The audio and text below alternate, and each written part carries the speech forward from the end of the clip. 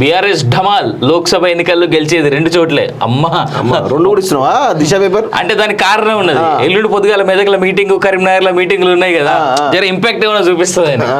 అత్యధికంగా 9 స్థానాలు కాంగ్రెస్, 5 సీట్లలో బీజేపీ విజయం. ఇండియా టీవీ ప్రీ పోల్ సర్వేలో వెల్లడి. అయితే విషయం ఏంటంటే ఇది బీఆర్ఎస్ ఢమాల్. ఇందులో విషయం ఏంటంటే లోక్సభ ఎన్నికల్లో 2 సీట్లు బీఆర్ఎస్ గెలుస్తుందని చెప్తున్నారు. 2 సీట్లు కూడా రావు. అది కూడా పెద్దపల్లి ఒక్కటే కొంచెం అటు ఇటుగా కనబడుతుంది తప్ప మిగతా ఎక్కడ కూడా అసలు ఛాన్సే కనబడతలేదు. గడ్డ వంశీ కాబట్టి తెలంగాణలో బీఆర్ఎస్ గ్రాఫ్ రోజు రోజుకే పడిపోతున్నది. ఈసారి లోక్సభ ఎన్నికల్లో కేవలం 2 సీట్లకే పరిమితం కానట్లు ఇండియా టీవీ ప్రీ పోల్ సర్వేలో వెల్లడింది. గత ఎన్నికల్లో 9 స్థానాల్లో ఉన్న బీఆర్ఎస్ ఈసారి ఒక్క చోటు కూడా గెలవదంటూ బీజేపీ కాంగ్రెస్ చేస్తున్న విమర్శలు ఎలా ఉన్నా 2 స్థానాలకు మించి సాధ్యం కాదని ఆ సర్వేలో వెల్లడింది. కాంగ్రెస్ మాత్రం గత ఎన్నికల్లో 3 స్థానాలు గెలుపొందగా ఈసారి అది 3 రెట్లు పెరిగి 9కి చేరుకుంటుందని తేలింది. బీజేపీ మాత్రం గతంలో 4 స్థానాలు గెలువగా ఈసారి మరో స్థానంలో గెలుచుకుని 5కు పరిమితం అవుతుందని బుధవారం వెల్లడించిన ప్రీపోల్ ఫలితాల్లో పేర్కొన్నది. గత నెల 1-30 తేదీల మధ్యలో నిర్వహించిన సర్వేలో ఈ వివరాలు తేలినట్టు తెలుస్తుంది. అసెంబ్లీ ఫలితాలే రిపీట్ అట. వాస్తవంగా ఇక్కడ విషయం ఏంటంటే ఏ స్థానాలు గెలుస్తాయనే విషయం ఇవ్వలేదు. ఏదో 5, 8, 9, 2 అనుకుంటా 1 అనుకుంటా ఇస్తా ఉన్నా కదా. అసలు ఏ స్థానం గెలుస్తో చెప్పాలి అని చెప్పినప్పుడు ఈ యొక్క సర్వేని మనం ఎందుకు నమ్మాలి? ఉన్న వాటిని బ్రేక్ చేయాలి, వాటిని వీటిని అందరినీ సాటిస్ఫై చేయాలి. మాకు రూపాయి చేయలేదు. అసలు విషయం ఏంటంటే ఇక్కడ మనం ఒకసారి కాన్స్టిట్యూన్సీకి సంబంధించినటువంటి వివరాలు కూడా రాస్తే కనుక మనకు ఒకసారి క్లియర్ గా వాళ్ళ దాని అసలు దిశలో కూడా ఉన్నది కదా, అక్కడ దాకా దిశలనే ఉన్నది, దిశలనే అలా కింద ఉన్నది. మనమే క్లియర్ చెప్పచ్చు. జనాలు చెప్పగలుగుతారు, జనాలే చెప్తారు, ఇంకేం అవసరం లేదు, మనం చెప్పాల్సిన అవసరం లేదు. ఇదే ఇగో ఇక్కడ లోక్సభ అభ్యర్థులు వీరే, వీటిలలో ఎవరు గెలుస్తారు ఎవరు గెలవరో ఒక్కసారి మీకు చెప్పేటువంటి ప్రయత్నం చేస్తాం మిత్రులారా. ఇగో చూడండి, ఇలా ఆదిలాబాద్ నియోజకవర్గంలో ఆత్రం సుగుణ కాంగ్రెస్ పార్టీ నుంచి ఆమె పోటీ చేస్తా ఉంది. ఆత్రం సక్కు ఈయన కూడా ఇక్కడ నుంచి బీఆర్ఎస్ నుంచి పోటీ చేస్తున్నాడు. గోడం నగేష్ పోటీ చేస్తున్నాడు. ఇక్కడ వాస్తవం కూడా గతంలో బీజేపీ బలంగా ఆడ స్వయం బాపురావు గెలవడం జరిగింది. ఇప్పుడు కూడా అక్కడ ప్రధానంగా 4 అసెంబ్లీ సీట్లు బీజేపీ గెలిచినటువంటి సందర్భం కనబడతా ఉంది. సో అందుకే బీజేపీ అనేది ఇక్కడ కంచుకోట వాస్తవంగా. సో ఖచ్చితంగా ఇక్కడ గోడం నగేష్ బరాబర్ 100% ఈయన గెలిచేటువంటి అవకాశం అయితే కనబడతా ఉంది. ఇది ఒక సీటు వాస్తవంగా ఆదిలాబాద్ లో. ఇక విషయం ఏంటంటే సురేష్ షెట్కారు, గాలి అనిల్ కుమార్, బీవీ పాటిల్ వీళ్ళందరూ కూడా ఈరోజు జైరాబాద్ సెగ్మెంట్. సో ఇక్కడ ఖచ్చితంగా సురేష్ షెట్కారు అదేవిధంగా బీవీ పాటిల్ మధ్య చాలా టఫ్ ఫైట్ కనబడతా ఉంది. ఎవరు గెలుస్తారు ఎవరు ఓడిపోతారో చెప్పలే పరిస్థితి కనబడుతుంది. ఏదైనా 2% 50-50 కనబడతా ఉంది. ఇక్కడ ఖచ్చితంగా కొంత ప్రస్తుతం ఉన్నటువంటి తరుణంలో సురేష్ షెట్కార్ కు కొంచెం ఎడ్జ్ కనబడతా ఉంది. కానీ బీవీ పాటిల్ కూడా పుంజుకునే అవకాశాలు బలంగా కనబడతా ఉన్నాయి. ఎందుకంటే సమయం ఉంది. ఎస్ ఇక్కడ విషయం ఏంటంటే మెదక్ నియోజకవర్గంలో ఇక నీలం మధు అదేవిధంగా వెంకట్రామరెడ్డి అదేవిధంగా రఘునందన్ రావు, ఈ ముగ్గురు కూడా ఇక్కడ విషయం ఏంటంటే బీఆర్ఎస్ పార్టీకి అక్కడ 6 మంది ఎమ్మెల్యే ఉన్నారు. కాంగ్రెస్ పార్టీకి ఒకరే ఎమ్మెల్యే ఉన్నారు. అదేవిధంగా రఘునందన్ రావు సంబంధించిన బీజేపీ పార్టీకి 0 మంది ఎమ్మెల్యేలు. కానీ ప్రస్తుతం ఉన్నటువంటి మోడీ వేవ్ లో భాగంగా వీళ్ళిద్దరు కూడా చాలా టఫ్ ఫైట్ ఇస్తారు వాస్తవంగా. కానీ ఇక్కడ రఘునందన్ రావుకు గ్రౌండ్ లో తిరుగుతున్నాం కాబట్టి రఘునందన్ రావుకు చాలా ప్లస్ కనబడతా ఉంది.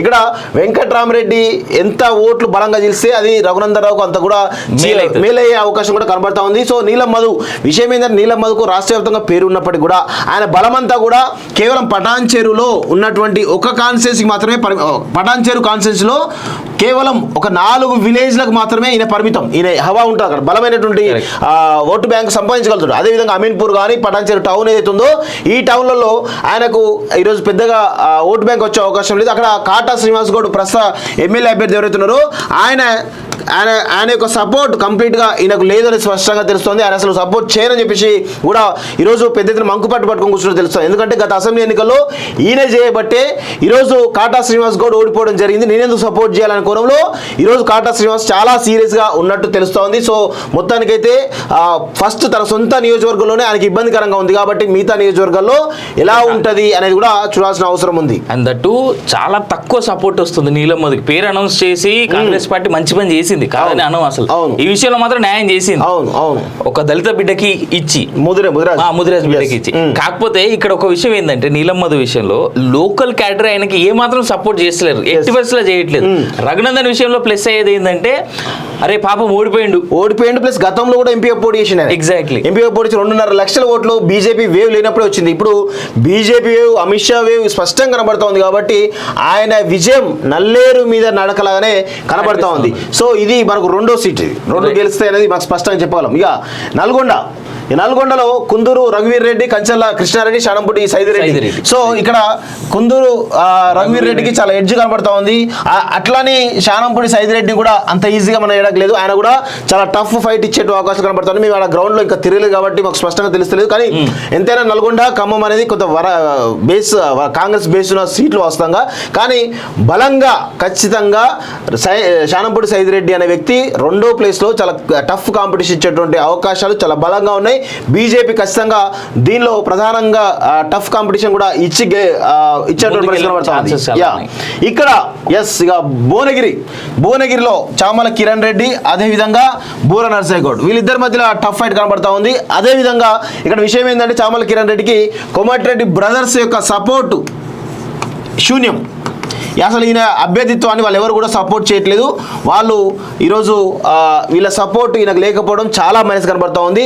అదేవిధంగా బూర నర్సయ్యగౌడ్కు ఉండే ప్లస్ పాయింట్స్ ఏంటంటే ఆయనకు గౌడ సామాజిక వర్గం సంబంధించినటువంటి బిడ్డ, అత్యధికంగా 3 లక్షలకు పైగా ఓట్లు గౌడ సామాజిక వర్గం ఉన్నాయి కాబట్టి ఆల్రెడీ ఆయన టికెట్ అనౌన్స్ కాకముందు నుంచి ఎప్పటి నుంచో కూడా వాళ్ళ సామాజిక వర్గం సంబంధించిన వాళ్ళతో గ్రౌండ్ రిపోర్ట్ చేసుకుంటూ తన సామాజిక వర్గాన్ని ఫస్ట్ యూనిట్ చేసుకునే ప్రయత్నం చేస్తూ ఉన్నాడు. అదేవిధంగా బీసీ ఓటు బ్యాంకు మ్యాక్సిమం ఈయనకు వచ్చేటువంటి అవకాశం కనబడుతూ ఉంది. క్యామ మల్లేష్ను ఎవరు పట్టించుకున్న పరిస్థితి లేదు వాస్తవంగా. ఆయన డిపాజిట్ వస్తూ రాదని డౌట్గా కనబడుతూ ఉంది. సో అందుకే ఖచ్చితంగా బూర నర్సయ్య గౌడ్ కూడా ఇక్కడ గెలిచేటువంటి అవకాశాలు చాలా బలంగా ఉన్నాయి వాస్తవంగా. సో అందుకే ఇక్కడ కూడా చామల కిరణ్ రెడ్డి అనే వ్యక్తి ఒకవేళ రెడ్డి ఫ్యాక్టర్ కనుక కోమటిరెడ్డి వాళ్ళు సపోర్ట్ చేస్తే కనుక కొంత ఎడ్జ్ కనబడుతుంది తప్ప కోమటిరెడ్డి వాళ్ళు సపోర్ట్ చేసే పరిస్థితి ప్రస్తుతం అయితే లేదు. ప్రస్తుతం ఉన్నటువంటి దాంట్లో బూర నర్సయ్య గౌడ్కు గెలిచే అవకాశాలు చాలా బలంగా కనబడుతూ ఉన్నాయి.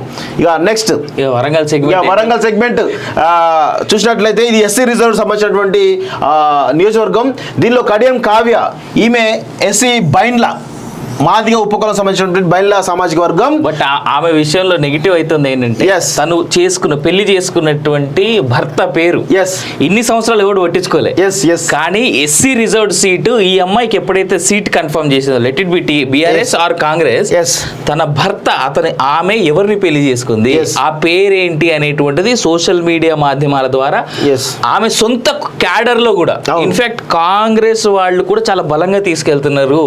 ఈ అమ్మాయి ఎస్సీ కాదు, ఈ అమ్మాయి ముస్లిం ని పెళ్లి చేసుకుంది, ఈ అమ్మాయి ఎస్సీ రిజర్వేషన్ లో ఎట్లా వస్తుంది, ఇదంతా కూడా బీజేపీ వాళ్ళు బీఆర్ఎస్ లో ఉన్న సొంత క్యాడర్ కాంగ్రెస్ వాళ్ళు కూడా ప్రచారం చేస్తారు. అసలు ఈ ఎస్సీ కాదు అనే కోణంలో ఈరోజు పెద్ద ఎత్తున ప్రచారం జరుగుతూ ఉంది. సో ఇది ఆ కడియం కావ్యకు మైనస్ గా కనబడతా ఉంది.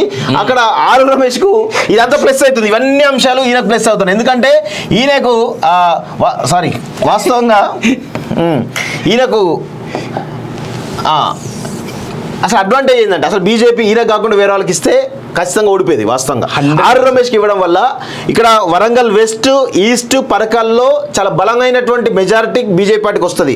అదే ఈయన రావడం వల్ల ఇటు వర్ధన్నపేట, స్టేషన్ కనుపులో ఈయనకు బలమైనటువంటి క్యాడర్ ఉంది, బలమైనటువంటి పేరు కూడా ఉంది. సో దానిలో భాగంగా వర్ధన్నపేట ఒక కాన్స్టిట్యూన్సీలోనే ఈయనకు 1,00,000 మెజారిటీ ఇస్తారు ప్రజలు.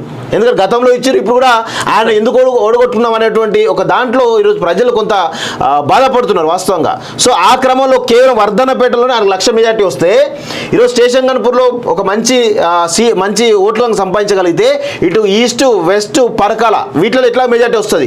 ఇక ఆయన కవర్ చేసుకోవాల్సిన అంశం ఏంది, భూపాలపల్లి, పాలకుర్తి వీటిలలో ఆయన కొంత మెజారిటీ ఓట్లు సంపాదిస్తే కనుక ఆయన గెలుపు నల్లేరు మీద నడకలా కనబడుతూ ఉంది. అదేవిధంగా విషయం ఏంటంటే కడియం శ్రీహరి వర్సెస్ ఆరు రమేష్ యొక్క ఫైట్ ఏదైతుందో ఖచ్చితంగా వీళ్ళు చేసేటువంటి విమర్శలన్నీ కూడా ఆయనకు పాజిటివ్ అవుతాయి. అదేవిధంగా బీజేపీ ఏదైతే ఈమెకు సంబంధించిన అంశం నజీర్ మహమ్మద్ వీళ్ళ హస్బెండ్ ఎవరుతున్నారో ఆ అంశాన్ని బలంగా తీసుకుపోయేటువంటి పరిస్థితి కనబడుతుంది. దాంతో మొత్తానికి అయితే వరంగల్ సీటు, ఈ వరంగల్లో ఒక్కటి ఇంట్రెస్టింగ్ అంశం, ఎవరు నిల్చోబెట్టిన ఈ బీఆర్ఎస్ ఓటు తీసుకుపోయి కావ్యం మీద చేసేటువంటి ఆరు రమేష్ పెద్ద ప్రచారం చేసుకోవాల్సిన పనే లేదు. ఇక్కడ మనకేంది 1, 2, 3, 4 సీట్లు ఇప్పటికే గెలుస్తూ ఉంది. ఇక నెక్స్ట్ మహబాద్లో పోరిక బలరాం నాయక్, మాలవత్ కవిత, అజ్మీర సీతారాం నాయక్ కాబట్టి ఇక్కడ వన్ సైడెడ్గా పోరిక బలరాం నాయక్ గెలిచేటువంటి అవకాశాలు అయితే కనబడుతూ ఉన్నాయి. ఇక్కడ సీతారాం నాయక్ గతంలో ఎంపీగా కూడా ఉన్నాడు. సో అక్కడ ఒకవేళ లంబాడ సామాజిక వర్గం కనుక అవుట్ రైట్ బీజేపీకి మేము ఓట్లు ఇస్తాం, సపోర్ట్ చేస్తాం, ఆదివాసులు కనుక సపోర్ట్ చేస్తామని అనుకుంటే ఈయన బయటపడతారు.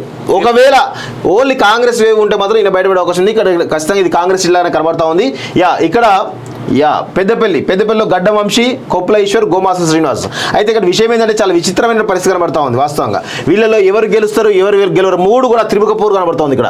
ఎందుకంటే కొప్పుల ఈశ్వర్కు అది సింగరేణి ప్రాంతం కాబట్టి, సింగరేణిలో ఆయన అంతమంది సింగరేణి ఎంప్లాయ్ చేసింది కాబట్టి అక్కడ ఉన్నటువంటి సంఘాలతోటి కార్మికులతో కొంత సత్సంబంధం ఉన్నాయి కాబట్టి ఇక్కడ బలమైనటువంటి ప్రచారం చేస్తా ఉన్నాడు. కానీ గ్రౌండ్ రియాలిటీ ఏంటంటే కొప్పుల ఈశ్వర్కి ఇవాళ ఎంత దారుణమైన పరిస్థితి అంటే సొంత ఇంట్లో పట్టించుకుంటలేరు. కానీ ఆయనకు వ్యక్తిగతమైన సాఫ్ట్ ఇమేజ్ ఉంది కాబట్టి అది కొంత ప్లస్ అయ్యే అవకాశం కనబడుతున్నాయి. కానీ ఇక్కడ త్రిముఖ పోరు కనబడతా ఉంది.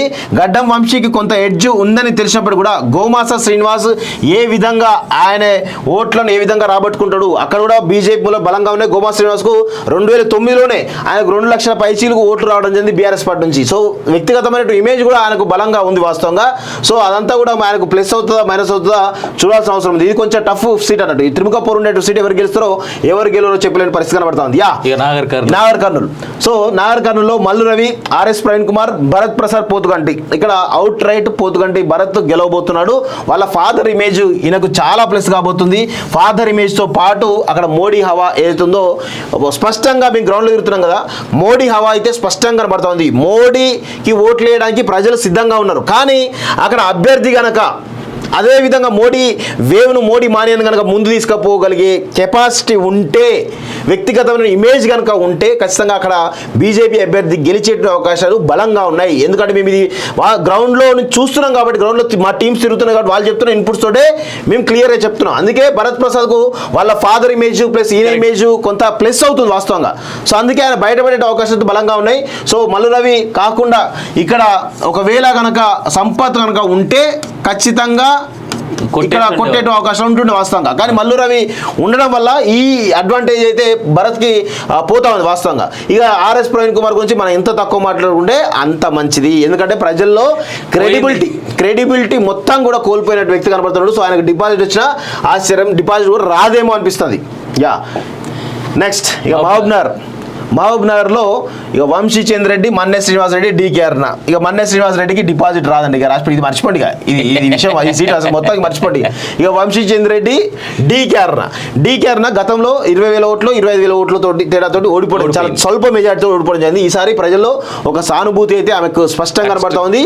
మోడీ వేవ్ ప్లస్ ఆమెకు ఉండేటువంటి గతంలో 5 సంవత్సరాల నుంచి కూడా ఆమె ప్రజల్లోనే ఉన్నారు. ఎక్కడ కూడా దూరంగా ఉండలేదు వాస్తవంగా. సో ఢిల్లీ వ్యవహారాలు చూస్తూ ఇటు రాష్ట్ర వ్యవహారాల్లో కూడా చాలా స్పష్టంగా ప్రజలు తిరుగుతున్నారు కాబట్టి ప్రజల్లో ఆమెకు ఒక రకమైనటువంటి పాజిటివ్ ఇమేజ్ కనబడుతుంది. 100% మహబూబ్ నగర్ బీజేపీ గెలవబోతుంది, అందులో నో డౌట్ రాసి పెట్టుకోండి. ఇక వంశీ చంద్ర రెడ్డి గురించి కూడా మాట్లాడాలి. ఇక్కడ ఎందుకు మాట్లాడాలంటే వంశీ చంద్ర రెడ్డి ఈరోజు సొంత క్యాడర్, సొంత పార్టీ వాళ్ళే ఈయన ఓడిపోవడానికి కారణమవుతా ఉన్నారు. సొంత పార్టీ సంబంధించినటువంటి ఎమ్మెల్యేలు కానీ, సొంత పార్టీ క్యాడర్ కానీ ఈయన గెలిస్తే ఈయన ఆధిపత్యం మన మీద ఉంటుంది, ఈయన ఆధిపత్యం మన మీద ఉంటుంది కాబట్టి మనం ఈయన గెలిపియొద్దు, మళ్ళీ పోతే ఇక ఆయన ఢిల్లీలో చక్రం తిప్పుతాడు, ప్లస్ రేవంత్ రెడ్డి కూడా ఇబ్బందికర పరిస్థితులు ఉంటాయి కాబట్టి ఈయన ఓడిపోయే అవకాశాలే బలంగా ఉన్నాయి. సో ఆయన ఎవరో కాదు, ప్రజలు కాదు, ఫస్ట్ క్యాడరే ఓడిచే అవకాశాలు కనబడతా ఉంది. వీళ్ళకి పాపం కాంగ్రెస్ పార్టీకి అదృష్టమో దరిద్రమో ఏందో తెలియదు కానీ వాళ్ళే ఓడిపించుకుంటారు. ఎవరు అవసరం లేదు. నెక్స్ట్ ఖమ్మంలో అభ్యర్థిని ప్రకటించలేదు. ఇక నాకు తెలిసి నామా నాగేశ్వరరావు పేరు ఇక్కడికి వచ్చే అవకాశాలు బలంగా ఉన్నాయి. ఇది చాలా విచిత్రమైనటువంటి పరిస్థితి, బీఆర్ఎస్ పార్టీ పరిస్థితి. ఎందుకంటే అక్కడ బట్టి విక్రమార్క తన భార్యకి ఎవరైతే ఉన్నారో నందితకు టికెట్ ఇవ్వాలి, నందిత పేరు ఎవరు ఉన్నది, ఆమెకి టికెట్ ఇవ్వాలని చెప్పేసి ఆయన కోరుతా ఉన్నాడు. ఖమ్మం నుంచి తన తమ్ముడు ప్రసాద్ రెడ్డికి ఇవ్వాలని ఎవరు పొంగులేటి శ్రీనివాసరెడ్డి, లేదంటే తన రిలేటివ్ ఎవరైతే రఘురామరెడ్డి ఉన్నారో ఆయనకి ఇవ్వాలని కోరుకుంటా ఉన్నాడు. తుమ్మల నాగేశ్వరరావు తన కొడుకు ఎవరు భరత్ అని పేరు ఉంది, ఆయనకి ఇవ్వాలని చెప్పేసి యుగేందర్కి ఇవ్వాలని చెప్పేసి ఆయన కోరుతా ఉన్నాడు. సో అదంతా కూడా కలగర గంపలాగా పెంట తయారీ కూర్చున్నది. అసలు కాంగ్రెస్ అధిష్టానం నాకు తెలిసి దేశంలో ఈ సీట్ల పెంటలు ఏదైతుందో ఫస్ట్ నెంబర్ 1 పెంట ఇదే సీట్ అనుకుంటారు. అందుకే నామనాగేశ్వరరావు తీసుకొచ్చేసి ప్లాన్ లో ఉన్నారు, లేదంటే ప్రియాంక గాంధీ పోటీ చేద్దాం ప్లాన్ లో ఉన్నారు. ఇక అన్ని రకాల ఈక్వేషన్ నడుస్తున్నాయి. అందుకే నిన్న తీసుకో వైనాడ్ లాగా రాహుల్ గాంధీతో వేయించుకున్నారు. సో ఇదంతా కూడా ఇక్కడ విషయం ఏంటంటే ఒకవేళ ఇక్కడ పెంట వాస్తవంగా కాంగ్రెస్ 100% గెలిచే సీట్గా కనబడతా ఉన్నప్పటికీ కూడా ఇక్కడ తాండ్ర వినోద్ రావు అనేటువంటి ఒక ఇండస్ట్రియలిస్ట్, ఈయన మామూలుగా కాదు వాస్తవంగా, ఈయనకి చాలా పెద్ద లాబిస్ట్ అంటే తన సీటు తెచ్చుకోవడానికి చాలా ప్రయత్నాలు చేసి తెచ్చుకోగలిగిండు. అక్కడ బీజేపీ కొంత ఉన్నప్పటికీ కూడా, ఆయన ఇమేజ్ ఉన్నప్పటికీ కూడా కొంత కాంగ్రెస్ బలంగా, అది కమ్యూనిస్టు కంచుకోటతోటి తర్వాత కాంగ్రెస్ కంచుకోటగా మారడం జరిగింది. సో ఒకవేళ వీళ్ళ పెంట కనుక ప్రజలు చీదరించుకుంటే కనుక అది తాండ్ర వినోదరావుకు అడ్వాంటేజ్ అయ్యే అవకాశం ఉంది. కానీ ఇక్కడ మనం ఏం చెప్పలేం వాస్తవం ఇప్పటికే. ఇక నిజామాబాద్లో మేము ఆల్రెడీ గ్రౌండ్ రిపోర్ట్ చేయడం జరిగింది. మా టీమ్స్ అన్ని నియోజకవర్గాలు తిరిగినాయి. ఇక్కడ అవుట్ రైట్గా ధర్మపురి అరవింద్కు అవుట్ రైట్ ఎడ్జ్ కనబడుతూ ఉంది వాస్తవంగా. అయితే ఇక్కడ విషయం ఏంటంటే మోడీ ఆదిలాబాద్ నిజామాబాద్లో మోడీ వేవ్ స్పష్టంగా కనబడతా ఉంది. అందులో 100%. అండ్ మోర్ ఓవర్ క్యాండిడేట్ ఎవడనేది ఎవరు చూస్తలేరు. ఆయన నిజంగా చెప్తున్నాం కదా, అరవింద్ విషయంలో అక్కడ కొంత ఆయన ఆల్రెడీ 5 సంవత్సరాలు చేసింది కాబట్టి కొంత వ్యతిరేకత కనబడుతున్నప్పటికీ కూడా ఆయనకు సంబంధం లేదు, మాకు మోడీయే ప్రధానిగా ఉండాలి, మాకు మోడీయే మేము ఓటేస్తామని చెప్పి, బీజేపీ ఓటేస్తామని చెప్పి స్పష్టంగా చెప్తా ఉన్నారు వాస్తవంగా. ఇది irrespective of the cost, creed and community, religion. మళ్ళా పసుపు రైతులు అయితే 100% ఈయన చేసినటువంటి కృషికి మెచ్చుకుంటా ఉన్నారు వాస్తవంగా. పసుపు రైతులకు పసుపు తీసుకొచ్చిన దానిలో ఈయన చేసినటువంటి కృషి ఏదైతుందో నిజంగా కూడా ఆయనకు చాలా పెద్ద అడ్వాంటేజ్ కనబడతా ఉంది.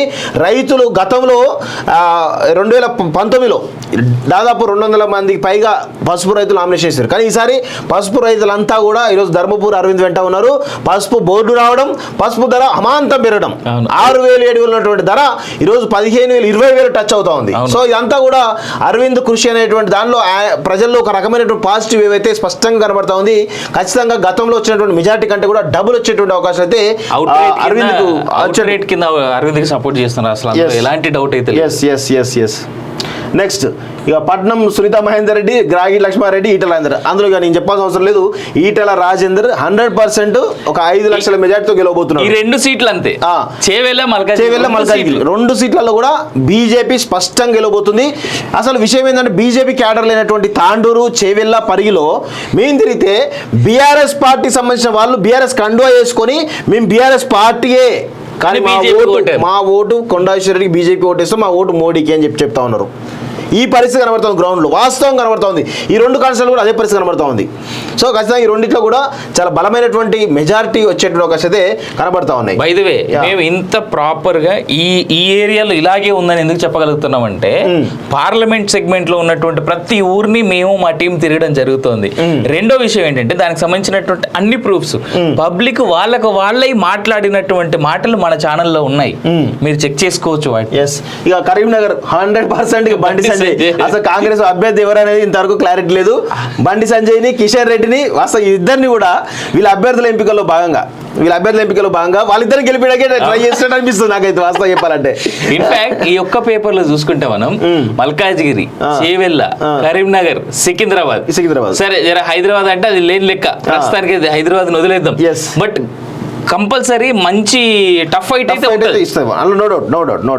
ఈ ఒక్క పేపర్ లో 4 సీట్లు నేను రాసి పెట్టుకోండి మిత్రులారా. ఖచ్చితంగా బీజేపీ పార్టీకి 8+ మినిమం 8 వస్తాయి.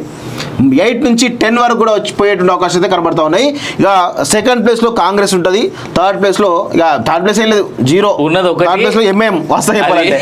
ఇక బీఆర్ఎస్ కి అయితే 0 or 1 or none అంతే.